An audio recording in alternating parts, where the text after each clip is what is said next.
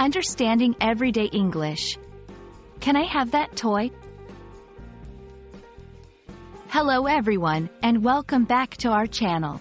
Today, we're diving into a common phrase you might hear in everyday English conversations. Can I have that toy? This simple question is packed with learning opportunities, from polite requests to understanding possessives. Stay tuned as we break it down for you.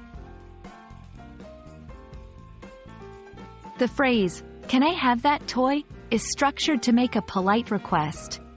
It's composed of a few key elements. Can. This modal verb is used to ask for permission or make a request, indicating that the speaker is seeking the listener's approval. I, the subject of the sentence, referring to the speaker themselves. Have. This verb expresses the desire to possess or receive something. That, a demonstrative adjective pointing to a specific object, in this case, a toy, that is not immediately close to the speaker but is visible to both the speaker and the listener. Toy, the object of desire, which in this context, is something to play with. When someone asks, "Can I have that toy?" they are not only expressing a desire but also being polite about it. In many English-speaking cultures, it's important to ask for things politely, especially when you're speaking to someone who isn't a close friend or family member. This phrase shows respect for the listener's ownership or control over the toy.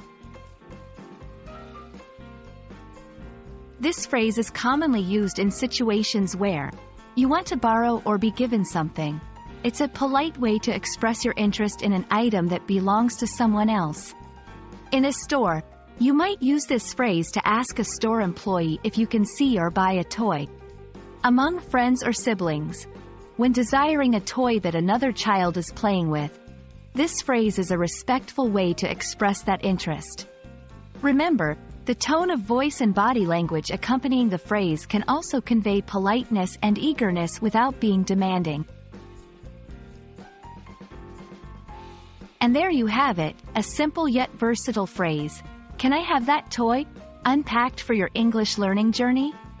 Whether you're navigating a playground or making a polite request in a store, remembering the structure and cultural nuances of this phrase will help you communicate more effectively and respectfully. We hope this video has been helpful. Keep practicing, and see you in our next lesson.